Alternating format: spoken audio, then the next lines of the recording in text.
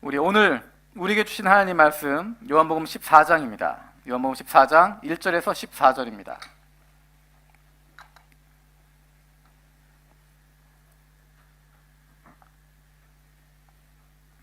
요한복음 14장 1절에서 14절입니다. 우리 한 절씩 저부터 읽도록 하겠습니다. 너희는 마음에 근심하지 말라. 하나님을 믿으니 또 나를 믿으라. 아버지 집에 거할 곳이 많도다. 그렇지 않으면 너희에게 일렀으리라. 내가 너희를 위하여 거처를 예비하러 가노니 가서 너희를 위하여 거처를 예비하면 내가 다시 와서 너희를 내게로 영접하여 나 있는 곳에 너희도 있게 하리라. 내가 어디로 가는지 그 길을 너희가 아노라. 도마가 이르되 주여 주께서 어디로 가시는지 우리가 알지 못하겠거늘 그 길을 어찌 알겠사옵나이까. 예수께서 이르시되 내가 곧 길이요 진리요 생명이니 나로 말미암지 않고는 아버지께로 올 자가 없느니라. 너희가 나를 알았더라면 내 아버지도 알았으리로다. 이제부터는 너희가 그를 알았고 또 보았느니라. 이르되 주여 아버지를 우리에게 보여주옵소서. 그리하면 족하겠나이다. 예수께서 이르시되 빌립아 내가 이렇게 오래 너희와 함께 있으되 내가 나를 알지 못하느냐. 나를 본 자는 아버지를 보았거늘 어찌하여 아버지를 보이라 하느냐. 내가 아버지 안에 거하고 아버지는 내 안에 계신 것을 내가 믿지 아니하느냐. 내가 너희에게 이르는 말은 스스로 하는 것이 아니라 아버지께서 내 안에 계셔서 그 일을 하시는 것이니라. 내가 아버지 안에 거하고 아버지께서 내 안에 계심을 믿으라. 그렇지 못하겠거든 행하는 그 일로 말미암아 나를 믿으라. 실로 진실로 너희에게 이르노니 나를 믿는 자는 내가 하는 일도 그로 할 것이요 또한 그보다 큰 일도 하리니 이는 내가 아버지께로 감이라. 너희가 내 이름으로 무엇을 구하든지 내가 행하리니 이는 아버지로 하여금 아들로 말미암아 영광을 받으시게 하려 함이라. 내 이름으로 무엇을 내게 구하면 내가 행하리라. 아멘. 우리가 지난 4월 21일에 부활절 예배 드리고 같이 말씀 나누었지만 우리가 주일날 함께 나누고 있는 요한복음 말씀, 이 말씀은 이제 예수님이 십자가를 향해서 가고 있습니다. 요한복음 13장에서 예수님께서 사랑하시는 사람들을, 사랑하는 제자들을 모아놓고 그들을 끝까지 사랑하시며 그들에게 마지막 메시지를 주고 계십니다. 이 말씀은 눈앞에 있는 제자들뿐만 아니라 이들을 통하여 예수를 믿게 되어질 그리스도인들, 그들을 통해서 예수를 만나게 되어질 저와 여러분에게까지 주고 계시는 말씀입니다. 13장의 분위기가 어땠을까? 우리가 지난주를 생각하면 모두가 함께 모여서 즐겁게 찬양하고 기뻤던 순간이어서 마치 13장의 분위기도 그랬을 것처럼 생각할 수 있습니다. 하지만 요한복음 13장의 분위기는 굉장히 어두웠습니다. 그 분위기를 한마디로 표현하고 있는 것이 14장 1절입니다. 우리 14장 1절 말씀 같이 읽겠습니다. 시작. 너희는 마음에 근심하지 말라. 하나님을 믿으니 또 나를 믿으라. 13장의 분위기는 어두운 분위기로 끝나고 있습니다. 처음에 예수님께서 제자들과 함께 마지막 식사를 나누시고 그들의 발을 씻어주시는 장면이 등장하고 함께 떡을 떼는 가운데 이 중에 하나가 나를 팔 것이다 말씀하시고 유다가 떠나갑니다. 예수님께서 제자들에게 내가 너에게 마지막 명령을 주는데, 마지막 계명을 주는데 서로 사랑하라. 그리고 예수님이 말씀하십니다. 시몬 베드로에게 네가 닭이 울기 전에 3번 나를 부인할 것이다. 이야기는 굉장히 어두운 것으로 진행되고 있습니다. 그래서 제자들의 얼굴은 조금씩 더 어두워지고 있었고 근심에 가득 차 있었습니다. 그래서 예수님께서는 14장을 시작하면서 너희는 근심하지 말라라고 이야기합니다. 내가 이제 간다라고 이야기합니다. 제자들은 끊임없이 고민하게 됩니다. 도대체 어디로 가신다는 건가? 도대체 어디로 가시길래 우리가 못 따라간다는 것일까? 예수님은 거듭 말씀하십니다. 내가 가야 한다. 내가 갈 것이다. 그 길은 너희가 알고 있고 너희도 그 길을 따라오게 될 것이다. 제자들의 표정은 마치 여러분의 표정과 같았던 것 같습니다. 도무지 무슨 말씀을 하시는지, 무슨 길을 말씀하시는 건지, 그 길이 어딘지를 알아야 따라갈 텐데 그 길을 어찌 알겠습니까? 도마가 그렇게 물어보고 있는 것입니다. 주님, 어디로 가시는지 우리는 모르는데 어떻게 그 길을 알겠습니까? 예수님이 그것에 대해 대답하시는 것이 6절입니다. 우리 6절 말씀 같이 읽겠습니다. 시작. 이것 길이요 진리요 생명이니 나로 말미암지 않고는 아버지께로 올 자가 없느니라. 나는 길이요 진리요 생명이다. 나를 거치지 않고서는 아무도 아버지께로 갈 사람이 없다 말씀하십니다. 예수님은 10장에서 선한 목자라고 말씀하시고 내가 양의 문이라고 말씀하셨습니다. 나를 통해서만 아버지에게로 갈 수 있다라고 말씀하십니다. 예수님만이 길이라고 말씀하십니다. 예수님만이 하나님 아버지께로 나아갈 수 있는 유일한 길이라고 말씀하고 있습니다. 예수님만이 하나님을 알아갈 수 있는 유일한 진리라고 이야기하고 있습니다. 세상의 그 어떤 것으로도 하나님을 알아갈 수 없다는 것입니다. 예수님만이 하나님께 나아갈 수 있는 길과 진리가 되시기 때문에 예수를 통해서만 참 생명을 누릴 수 있다라고 말씀하십니다. 하지만 세상은 그렇게 이야기하지 않습니다. 하나님께 나아갈 구원에 나아가게 되어질 궁극적인 가치 실현에 이어지게 되어질 궁극적인 선에 도달할 수 있는 방법은 그 길은 다양하다라고 이야기합니다. 산에 올라가는 등산하는 것을 이야기하면서 산의 정상에 올라가는 것, 인간의 궁극의 가치를 실현하는 것, 궁극의 선을 이루는 것, 궁극의 무엇인가를 도달하게 되어지는 것, 절대자의 경지에 다다르게 되어지는 것, 마치 산과 같아서 어느 길로든 올라갈 수 있다라고 이야기합니다. 예수 믿는 것은 그 중에 한 가지의 길이고 사람들이 볼 수 없는 그 뒷면에도 다른 길이 있을 수 있다라고 이야기합니다. 하지만 성경은 그렇게 이야기하지 않습니다. 하나님은 진리의 한 가지가 되는 것이 아니라 사람이 도달해야 할 궁극의 선이 되는 것도 아니고 궁극의 절대적인 존재가 되는 것도 아니고 그것은 등산처럼 여러 가지 길이 있는 그 길을 가는 것이 아니라 이미 끊어져 버려 있는, 하나님과 인간의 관계는 완전히 끊어져 버려 있어서 누구도 도달할 수 없는, 어떤 방법으로도 어떤 길로도 도무지 갈 수 없는 그분이 바로 하나님이라고 이야기하고, 그래서 그분을 거룩하다라고 이야기하고 있습니다. 죄인인 우리들은, 죄를 가지고 있는 인간들은 도저히 거룩하신 하나님 앞에 나아갈 수 없고 그분 근처에 갈 수도 없고 그분을 대하면 죽을 수밖에 없는 존재라고 성경은 우리에게 이야기하고 있습니다.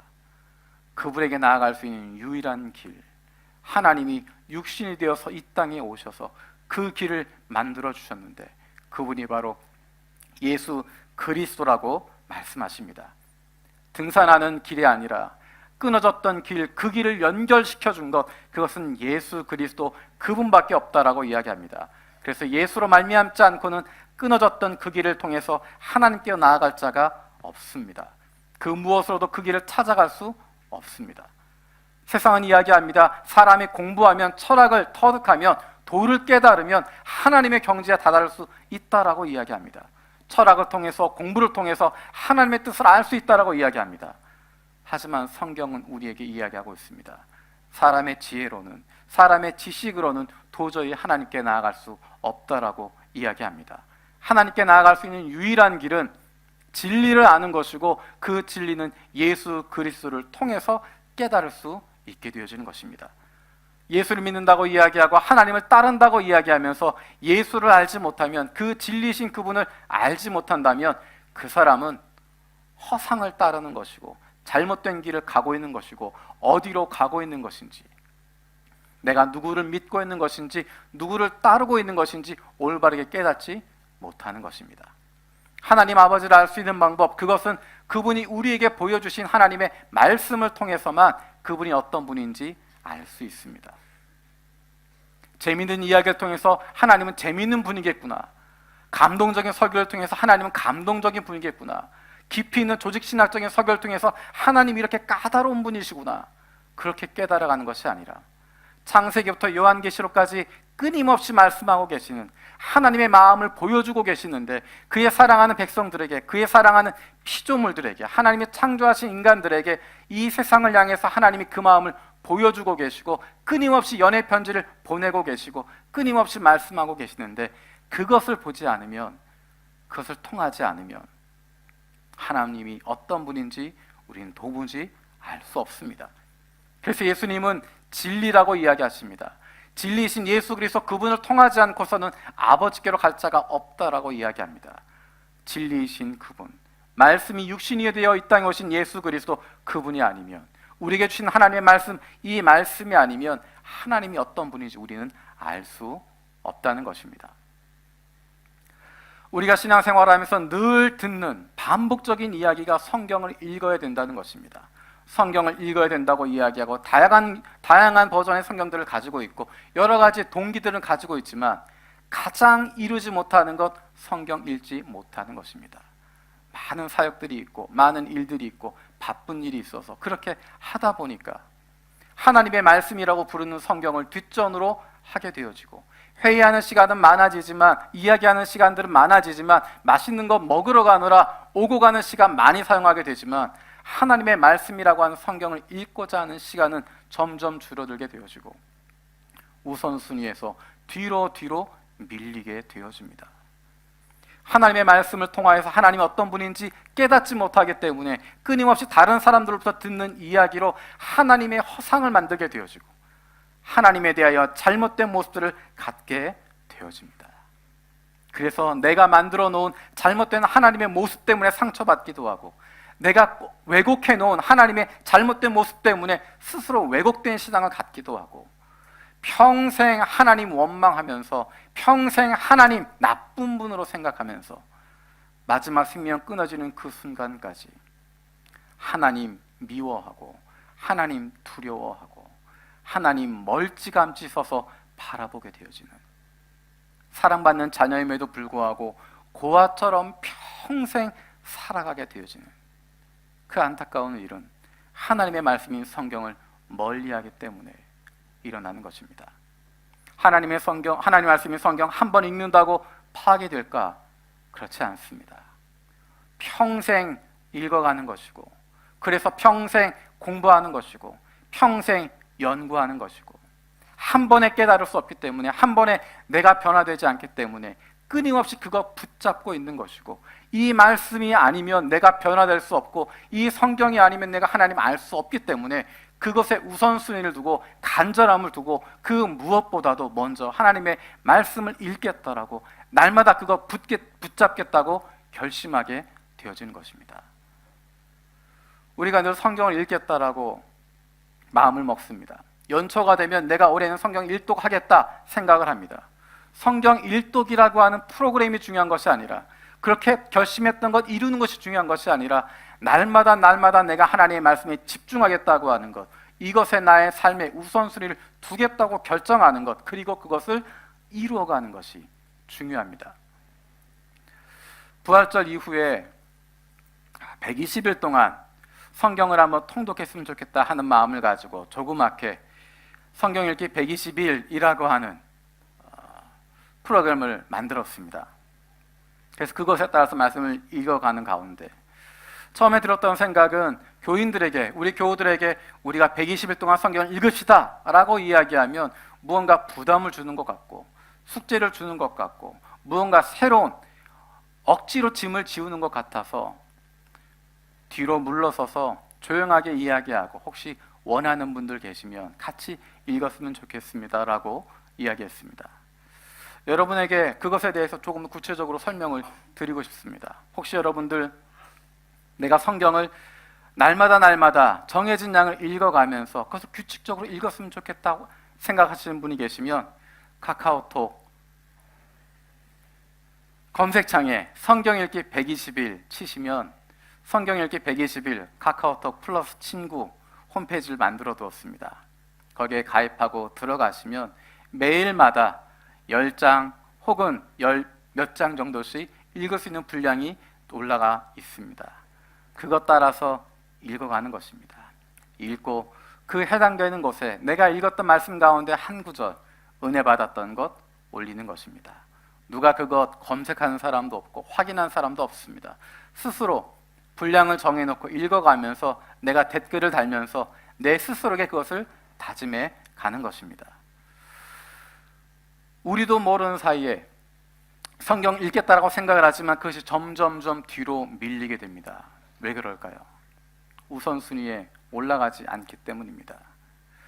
간절하다고 생각하면, 그것이 꼭 필요하다고 생각하면, 절박하다고 생각하면 잊어버리지 않습니다.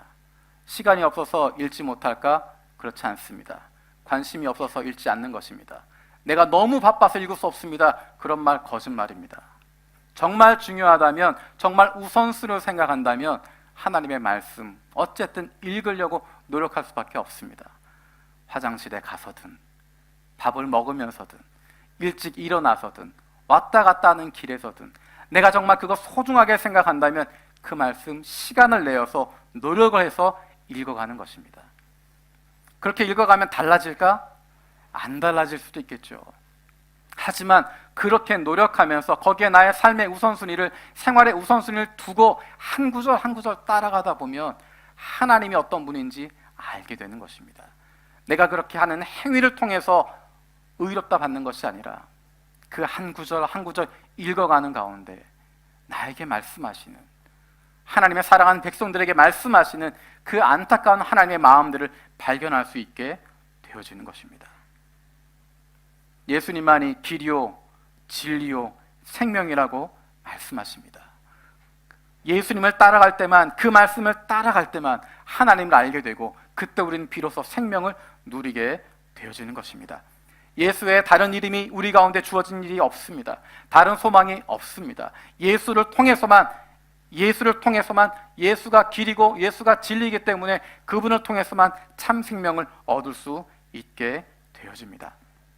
저와 여러분들이 길이요 진리요 생명 되신 예수 그리스도로 말미암아서 날마다 우리의 아버지 되시는 하나님, 그분과 함께하는 복을 누리게 되어지길 원합니다. 제가 우리 아버지 되신 하나님이라고 이야기하니까 혹시 여러분 이런 생각하지 않습니까? 그 아버지 나도 한번 봤으면 좋겠다. 우리가 하나님 생각하면서, 하나님 이야기하면서 가끔 드는 생각이 있습니다. 어쩌면 늘 하는 생각일 수도 있습니다. 하나님 한 번만 봤으면 좋겠다. 여러분 그런 생각 안 하시나요? 여러분은 전혀 그런 생각 안 하시는 것 같은데 저는 가끔 그런 생각이 듭니다. 하나님 한번 봤으면 좋겠다. 하나님이 어떤 분이신지 봤으면 그럼 내가 더 달라지지 않을까? 더 말씀에 순종하게 되지 않을까? 더 변화되지 않을까? 재미있는 것은 하나님의 말씀, 성경에서는 하나님의 모습에 대해서 이렇게 이야기합니다. 아무도 하나님의 모습을 본 사람이 없다라고 이야기합니다. 그 형상을 이야기하지 않습니다. 이상할 정도로 모든 종교는 그것을 상징할 만한 형상을 가지고 있고 그 신의 형태를 가지고 있는데, 그 모습이 어떠한지를 볼 수 있는 형태를 가지고 있는데 하나님은 절대로 그런 것 하지 말라고 이야기하십니다. 우리가 십계명에서 착각하기 쉬운 것 한 가지가 우상을 만들지 말라고 하는 것. 우리는 그것을 다른 종교에만 해당해서 이야기하고 있습니다. 하지만 성경이 이야기하고 있는 중심은, 우상을 만들지 말라라고 하는 그 중심은 무엇이냐면 하나님을 믿는다고 하면서 하나님을 나타낼 만한 어떠한 형상도 만들지 말라는 것입니다. 무슨 이야기인지 확인하려면 신명기 말씀을 같이 한번 보겠습니다. 신명기 4장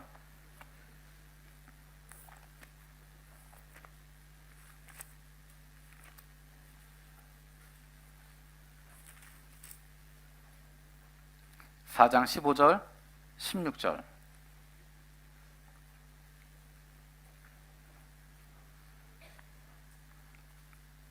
신명기 4장 15절 16절. 자, 여기를 쳐다보고 계시고 제가 빌립의 질문을 여러분에게 읽어드리겠습니다.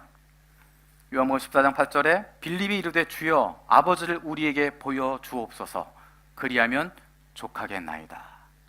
우리 신명기 4장 15, 16절 읽겠습니다. 시작. 너희가 어떤 형상도 보지 못하신즉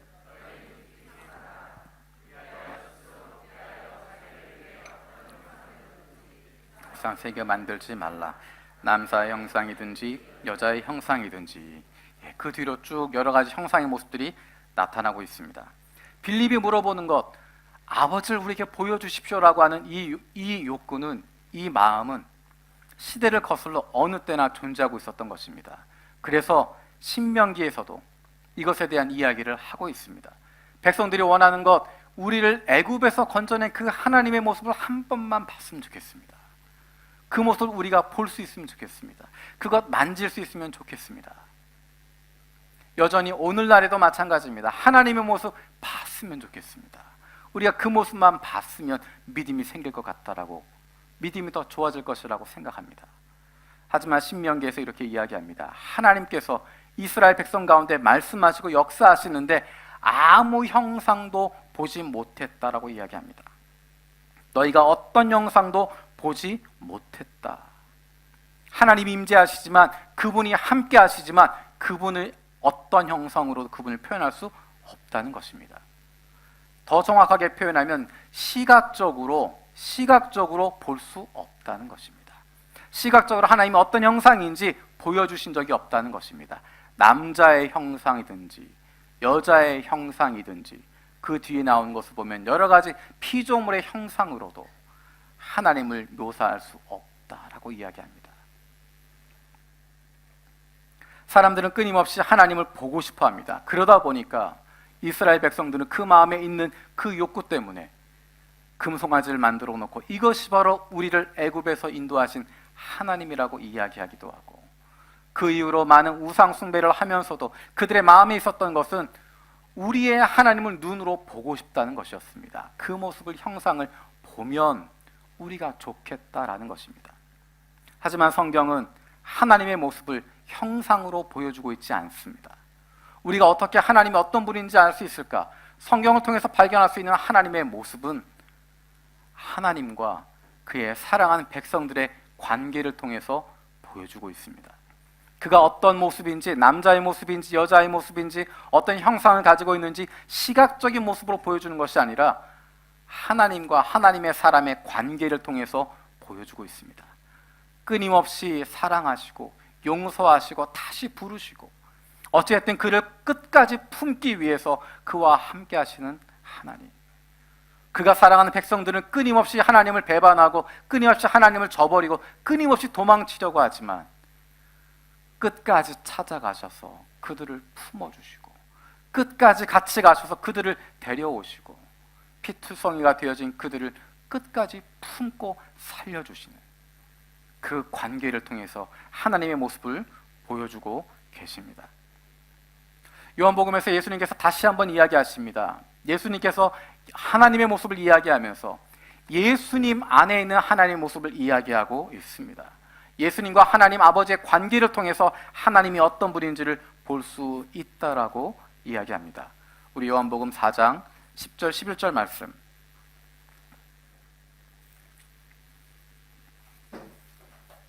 10절 11절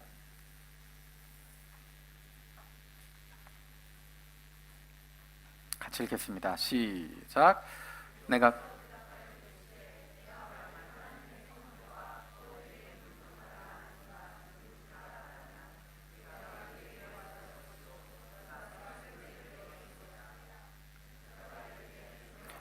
죄송합니다.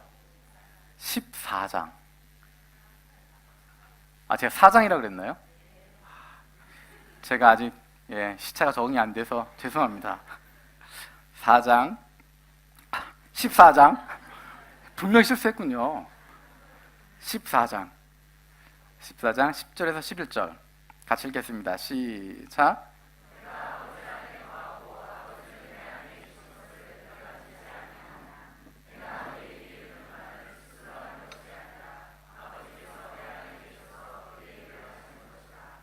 내가 아버지 안에 거하고 아버지께서 내 안에 계심을 믿으라.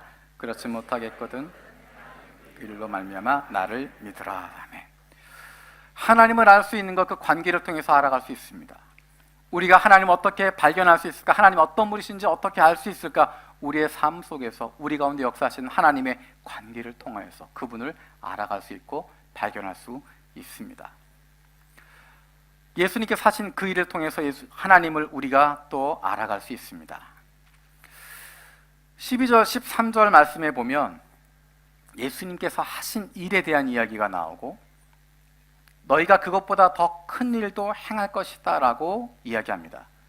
요한복음 14장 12절 13절에 있는 이야기는 기적에 대한 이야기를 할 때 많이 이야기가 되어지는 것입니다. 예수님이 하셨던 기적들, 그런 기적들 외에 다른 것들은 더 이상 역사상 가운데 일어나지 않는다라고 주장하는 사람들이 있고, 예수님이 하셨던 기적보다 더 큰 기적들이 얼마든지 일어날 수 있다라고 하는 사람들이 이야기할 때 쓰는 구절이 바로 여기에 나와 있는 성경 구절입니다. 우리 14장 12절 13절 12절 13절 같이 읽겠습니다. 시작.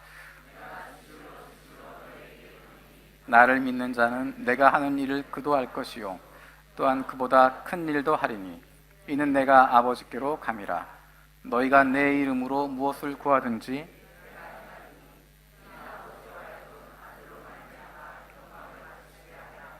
아멘.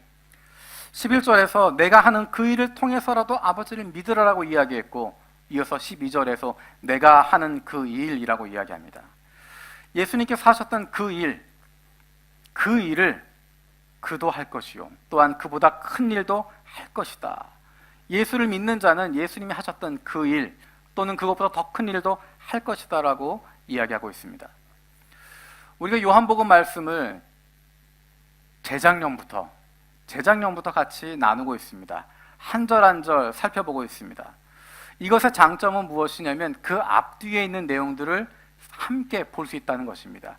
이 단어가 의미하는 것이 무엇인지를 이것만 떼어놓고 보면 잘 모를 수 있는데 앞에 있었던 일들을 연결해서 보기 때문에 이 단어가 어떤 의미인지를 알 수 있습니다. 만약에 12절 13절만 떼어놓고 이야기를 하면 예수님께서 하신 일, 내가 하는 일, 그것이 무엇인지, 그보다 큰 일이 무엇인지, 내 이름으로 무엇을 구하든지 내가 행하리라 하는 것이 무엇인지를 정확하게 파악하기가 어렵습니다. 그러다 보니까 예수님이 하셨던 기적으로 생각하게 되고 그런 기적보다 더 큰 기적을 행할 수 있다. 왜냐하면 예수를 믿는 사람 기도하기 때문에 예수님이 그 일을 행하시기 때문에 큰 기적, 놀라운 기적도 얼마든지 일으킬 수 있다라고 결론을 가져갈 수 있습니다. 그런데 요한복음에서 나와 있는 예수님께서 내가 한 일이라고 이야기할 때 그것이 어떤 것을 의미할까? 여러분 기억하시죠? 요한복음에서는 기적이라고 이야기하지 않고 표적이라고 이야기했습니다. 예수님이 행하셨던 수많은 기적들이 있는데 그 가운데 7가지를 정리하고 그것을 표적이라고 부르고 있습니다. 표적이라고 하는 것은 단순한 초자연적인 기적과는 다릅니다. 놀라운 일이 일어났다, 자연적인 것이 아니다, 그것으로 끝나는 것이 아니라 이 일을 통하여서 가져오는 결과가 있습니다. 요한복음에 7가지의 표적들이 등장하고 있습니다. 2장에 나타나 있는 물로 포도주를 만들었던 표적, 4장에 나와 있는 왕의 신하의 아들을 멀리서 고치셨던 표적, 베데스다 연못에서 38년 된 병자를 고치셨던 표적, 5,000명을 배불리 먹이셨던 표적, 바다 위로 물 위로 걸으셨던 표적, 날 때부터 맹인되었던 청년을 고치셨던 표적, 그리고 마지막으로 죽었던 나사로를 살리셨던 표적. 예수님이 하셨던 일들입니다. 근데 중요한 것은 그 일의 결과입니다. 단순히 그 일이 벌어진 것, 기적이 벌어진 것, 그것으로 끝나지 않고 요한복음은 그것을 예수님을 믿는 사건과 연결시키고 있습니다. 이 표적들은 예수가 그리스도라고 하는 것, 예수가 하나님의 아들이라고 하는 것, 예수가 바로 그 선지자라고 하는 것, 그래서 잃어버렸던 영혼들이 주님께 돌아올 수 있도록, 죽었던 영혼들이 생명을 얻을 수 있도록, 하나님께 나올 수 있도록, 사람들이 예수를 믿을 수 있도록 만드는 일들이었습니다. 그래서 물로 포도주를 만드는 사건, 그 표적 이후에 등장한 것은 제자들이 그를 믿었다라는 것입니다. 왕의 신하의 아들을 고치신 표적, 거기에서 등장하고 있는 것도 마찬가지로 그 신하가 그와 온 집안이 예수를 믿었다라고 하는 것입니다. 표적의 결과는 예수를 믿게 되는 것입니다. 표적의 결과는 영혼을 구원하는 것입니다. 표적의 결과는 죽었던 생명이 살아나게 되는 것입니다. 표적의 결과는 예수님이 행하셨던 그 일들의 결과는 죽었던 영혼들이 살아나게 되어지고 한 영혼 한 영혼들이 다시 주님 앞으로 돌아오는 결과를 가져오게 되었던 것입니다. 예수님이 약속하셨던 12절 13절에 약속하셨던 나를 믿는 자가 무엇이든지 내 이름으로 구하면 내가 행한다 말씀하셨을 때 그것이 어떤 것이었을까? 그 뒤에 나오는 이야기들을 보면 알 수 있습니다. 예수님의 제자들이 어떤 일들을 구했을까요? 예수님의 제자들이 어떤 일들을 행했을까요? 여러분 생각해 보십시오. 신약성경 가운데 예수님의 제자들이 행했던 기적들을 적어놓은 것 어떤 것이 있습니까? 기적들이 등장하지 않습니다. 그것이 중심되어지지 않습니다. 예수님이 죽었던 사람 살리신 것보다 더 큰 기적을 행했다? 그런 거 등장하지 않습니다. 예수님이 하셨던 그런 일보다 큰 기적들, 다양한 기적들을 행했던 이야기 등장하지 않습니다. 제자들의 이야기에 등장하고 있는 것은 영혼들이 구원받는 것입니다. 잃어버린 영혼들이 주님께로 돌아오게 되는 것입니다. 사도행전에 여러 가지 기적들이 등장하고 있습니다. 하지만 거기에 공통적인 것은 사도들이 주인공 되지 않는다는 것입니다. 기적을 일으켜서 그들이 주인공 되는 것이 아니라, 그들의 이름이 드러나는 것이 아니라, 병들었던 자, 걷지 못하던 자 일으켰을 때 베드로와 요한이 중심되는 것이 아니라 나사렛 예수의 이름에 중심을 돌리게 되어지고, 그 일로 말미암아 수많은 영혼들이 주님께로 돌아오는 역사가 일어나게 되어집니다. 큰 기적을 일으킨다는 것 이야기하시는 것이 아니라, 그로 말미암아 잃어버렸던 영혼들이 돌아오게 되어지는 것입니다. 제자들이 가는 곳마다 그 일들이 일어나게 됩니다. 예수님은 2000년 전 팔레스타인 자그마한 땅에서 그 일을 행하셨는데, 이제 그 일이 전 세계 가운데 퍼지게 되어지고, 수많은 사람들에게 퍼지게 되어지고, 수많은 언어로 퍼지게 되어지고, 바다를 건너고 대륙들을 건너서 오늘 우리가 살고 있는 여기에까지 그 일들이 나타나게 되어지는 것입니다. 예수님이 행하셨던 것, 팔레스타인 땅의 자그마한 곳에서 일어났던 그 일들이었지만, 그것보다 훨씬 더 크고 놀라운 일들이, 예수님이 만나셨던 그 적은 사람들보다 훨씬 더 많은 사람들이, 그 시대에 있었던 사람보다 훨씬 더 오랜 기간 동안 수많은 영혼들이 예수님께로 돌아오게 되어지는, 하나님께로 돌아오게 되어지는, 예루살렘과 온 유대와 사마리아와 땅끝까지 이르러 예수 그리스도의 증인이 되고 생명을 선포하게 되어지는, 수많은 영혼들이 생명을 얻게 되어지는 이 놀라운 일들이 펼쳐지게 되어집니다. 예수를 믿는 사람들에게는 이러한 능력이 나타나게 될 것이라고 말씀하고 계십니다. 초자연적인 것, 기적적인 것, 놀라운 것, 내가 중심이 되어진 것, 그것이 아니라 예수의 이름이 선포되게 되어지고, 그들이 가는 곳마다 죽었던 영혼들이 살아나게 되어지고, 그들이 밟는 땅마다 예수 그리스도가 선포되게 되어지고, 묶였던 것들이 풀려지게 되어지는 그런 놀라운 하나님의 역사하심들이, 하나님의 일들이 그 땅 가운데 나타나게 되어지는 것입니다. 그것이 바로 길이요 진리요 생명 되신 예수 그리스도를 만나는 사람들에게 나타나게 되어지는 능력이고, 길이요 진리요 생명 되신 예수 그리스도를 품고 살아가는 사람들에게 주시는 하나님의 약속입니다. 예수만이 길이요 진리요 생명이 되십니다. 하나님, 그분을 통하지 않고는 하나님 어떤 분이신지 알 수도 없고 그분에게 나아갈 수도 없습니다. 세상은 하나님을 알 수 없습니다. 어떻게 그들이 하나님을 알 수 있을까? 어떻게 그들이 예수님을 만나게 되어줄 수 있을까? 바로 예수님의 제자들, 예수님의 사람들, 그리스도인들, 교회를 통해서 만나게 되어지는 것입니다. 그런데 예수만이 하나님께 나가는 유일한 길이라고, 예수만이 길이요 진리요 생명 되신다라고 선포하는데, 그분을 통하여 생명을 얻을 수 있다라고 선포하는데, 교회가 그렇게 선포하는데, 그리스도인들이 그렇게 선포하고 있는데, 왜 수많은 사람들이, 왜 많은 사람들이 그것들을 불편해하고 그것들을 부정하고 있을까? 단순히 그들이 어둠에 사로잡혀 있기 때문이라고 말할 수 없습니다. 단순히 기독교의 진리가 배타적인 진리이기 때문에 그렇다라고 이야기할 수 없습니다. 문제는 그것을 전하고 있는 사람들의 모습 때문입니다.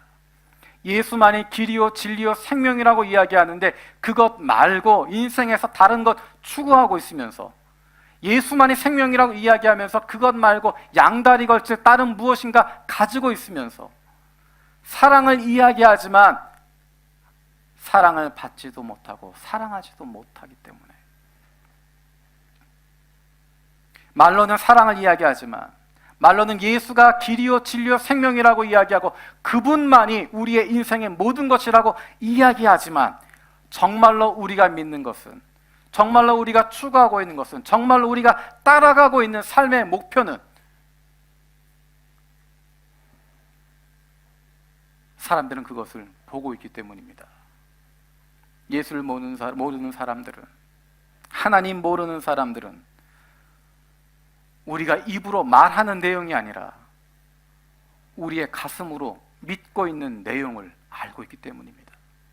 우리의 입으로 전하고 있는 그것이 아니라 우리의 삶으로 살아내고 있는 것이 무엇인지를 알고 있기 때문입니다.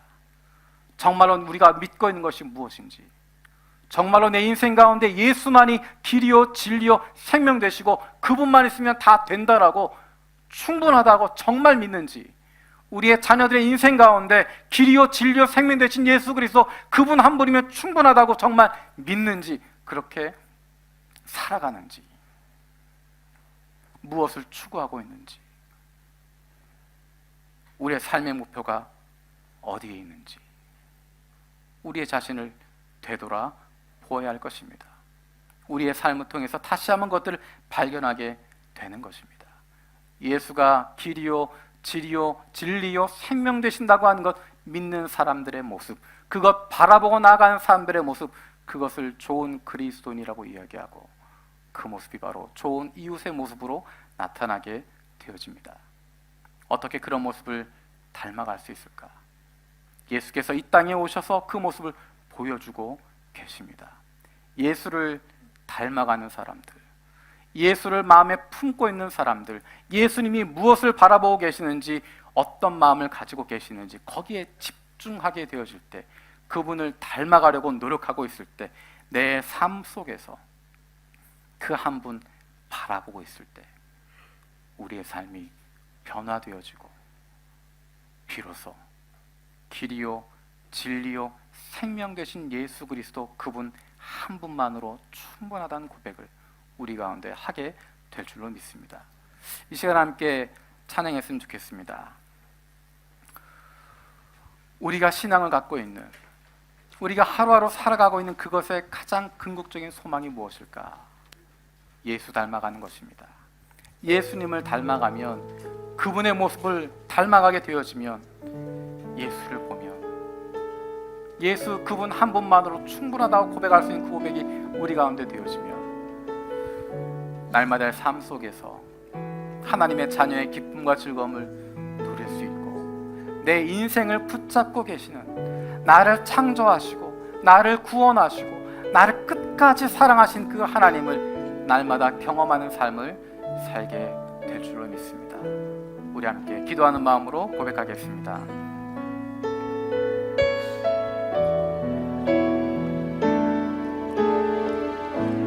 내 삶의 소망,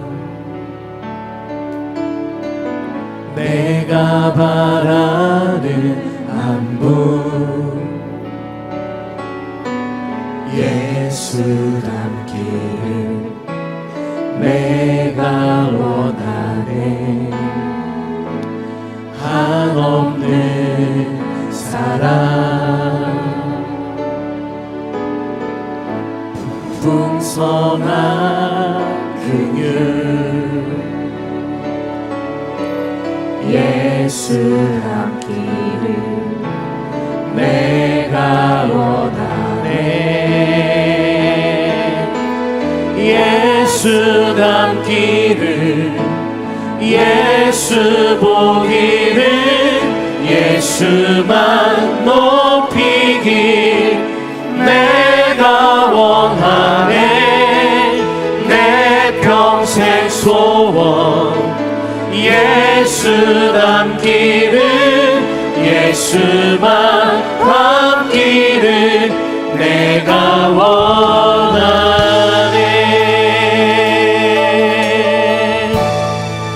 온유하시고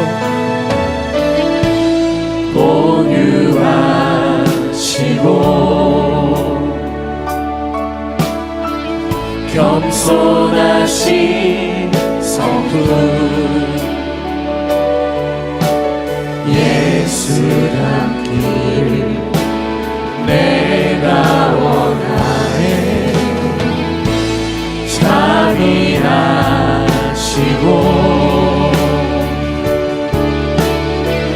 위로자 되시는 예수 닮기를 내가 원하네.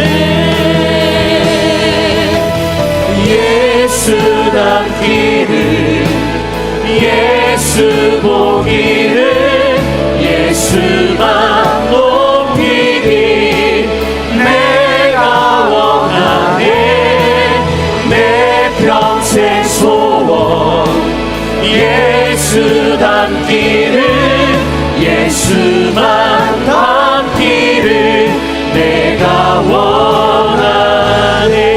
완전하신 예수, 완전하신 예수, 새롭게 하시네. 연약한 내 영혼 온전하게 되리. 예수 닮기를, 예수 보기를, 예수만 높이기 내가 원하네. 내 평생 소원 예수 닮기를, 예수만 닮기를 내가 예수 닮기를, 예수 닮기를, 예수 보기를, 예수만 높이기 내가 원하네.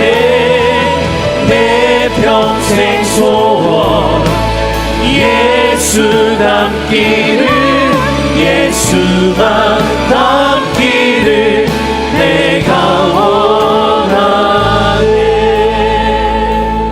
우리 시간 함께 기도하길 원합니다. 길이요 진리요 생명 되신 예수 그리스도, 내가 그 예수님을 닮기를 원합니다. 그 예수님을 바라보기를 원합니다. 그 예수님을 따라가길 원합니다. 그 예수로 말미암아 생명을 얻기를 원합니다. 다른 것 바라보지 않게 하여 주시고, 말로만 길이요 진리요 생명이라고 이야기하는 것이 아니라 우리의 삶의 목표가 달라지게 해주시고, 우리의 생각이 달라지게 해주시고, 우리가 그분을 바라볼 수 있도록 예수 닮아가고 예수만 바라보고 예수만 추구하며 살아갈 수 있는 하나님의 자녀들 되게 해달라고 이 시간 함께 기도하겠습니다. 살아계신 아버지 감사드립니다. 아버지 하나님, 아버지 하나님, 예수가 우리의 길이요 진리요 생명이신 다시 한번 고백합니다. 아버지의 삶 속에서 그를 구하고 도와주시고 그렇게 살아가는 것을 주셔서 도와주시고, 아버지 함께하여 말로 말하는 것이 아니라 삶이 되게 해주시고, 힘을 내서 도와주시고, 예수를 닮게 하여 주시고, 예수를 닮고 예수를 바라고 예수를 추구하고 예수 한 분으로 충분하고 고백하는 우리가 될 수 있도록 도와주시고 함께 하여 주시고, 날마다 내 말씀을 새로워지고 도와주시고, 날마다 주님 닮아서 도와주시고, 날마다 주님 함께해서 도와주시는 우리의 역사해 주시고, 온전히 주만 바라볼 수 있고 온전히 주만을 받을 수 있는 선을 붙잡아 주시고 함께 하여 우리가 함께 하여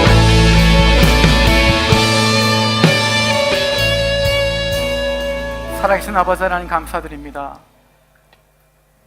길이요 진리요 생명 되신 예수 그리스도, 그분으로 말미암아 우리가 구원받았고, 그분으로 말미암아 우리의 인생의 목표가 달라지게 되었고, 그 예수로 말미암아 우리의 삶이 완전히 변화되어진 것, 우리가 날마다 고백하며 살아가게 해주시고, 우리의 인생의 목표가 변화되어지고 우리의 삶의 방향이 달라지게 되어지고 우리가 추구하고 있는 그 목표가 새로워질 수 있도록 예수 그리스도로 바라볼 수 있도록 하나님 자녀가 된 기쁨과 즐거움을 날마다 누리며 살아가는 삶 될 수 있도록 우리 가운데 주님 역사하여 주시옵소서.